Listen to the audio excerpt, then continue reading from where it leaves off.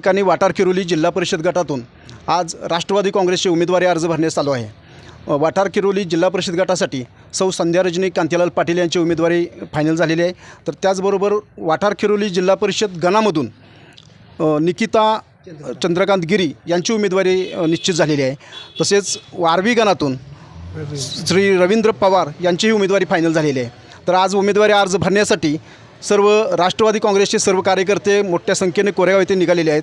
तर या वाटार गटातील राष्ट्रवादीचे ज्येष्ठ नेते संभाजीराव गायकवाड आपल्याला या उमेदवारीविषयी जरा थोडीशी या गटातील निवडणुकीविषयी आपल्याला माहिती देत आहेत। वाटार किरोली जिल्हा परिषद गटामध्ये जिल्हा परिषद निवडणूक लागलेली आहे। या निवडणुकीमध्ये ज्येष्ठ नेते कांतीलाल पाटील यांची पत्नी माई, वाटार किरोली येथील वनिता गिरी आणि रवींद्र पवार पंचायत समिती गणातून दोघं उभे आहेत।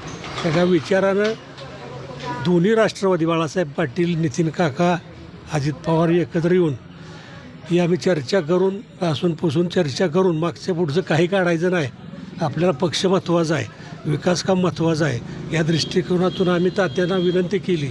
सुनील माने भैया आम्ही शाही सरपंच जाऊन सांगितलं की तात्या शेवटची निवडणुका तुम्ही करा। त्या भागातनं तात्याची वाड्या तारगाव असताना बऱ्याच इलेक्शनला आम्हाला तिथं लीड मिळाली, गिरीच्या वेळेला, आमच्या मंडळाच्या वेळेला। तसंच तात्यावर प्रेम करणारी सगळी माणसं आहेत। त्या दिवशी मिटिंग आम्ही घेतली तारगावला, तर सगळी तरुण वर्गच होता त्यांच्या तारगावमध्ये। जोरदार तात्यांना पाठिंबा आहे। त्याचा विचार करून आम्ही तात्यांना पाठिंबा जिल्हाभरात दिला आहे। आमच्या इथं ओबीसी महिला घेतली, आर्वीला पंचायत सदस्य म्हणून रवींद्र पवार यांची निवड एकमुखी केलेली आहे। आमचं घड्याळ चित्र आहे, सर्वसामान्य लोकांच्या उपयोगी पडणारं चित्र आहे। बरेच कामं तात्याने, मी आणि सगळ्या गटामध्ये अजितदादा, बाळासाहेब पाटीलने प्रचंड काम केले। पण काही गैरसमजुतीमध्ये 2 वेळा आमचा पराभव झाला। सगळ्या चुका आम्ही दुरुस्त करून एकीनं आम्ही लढणार आहे आणि राष्ट्रवादी विजय करण्याचा प्रयत्न करणार आहे। धन्यवाद तात्या। चला।